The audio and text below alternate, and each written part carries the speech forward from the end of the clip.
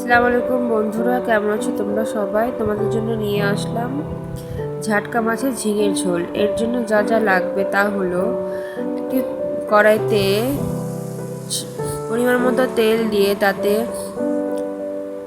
পেঁয়াজ বাটা, স্বাদ মতো লবণ,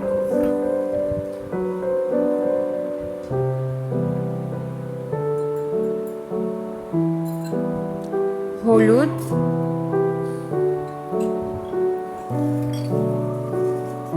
দিয়ে কিছুক্ষণ নেড়েচেড়ে নিয়ে জিরের গুঁড়ো দিয়ে অল্প একটু কষিয়েই ঝিঙে আর আলুটা দিয়ে দিতে হবে।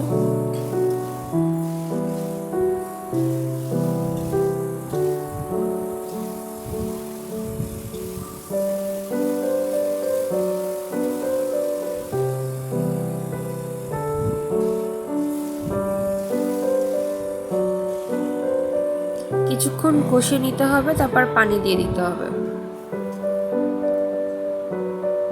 তারপর কাঁচা লঙ্কা চেরা দিয়ে একটু নেড়েচেড়ে নিয়ে ঝাটকা মাছটা দিয়ে দিলেই হলো।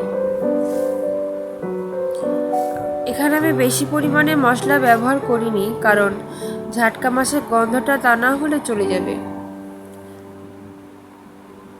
এবং নামিয়ে নিলে পরিবেশন করলেই হলো ঝাটকা মাছের ঝিঙের ঝোল।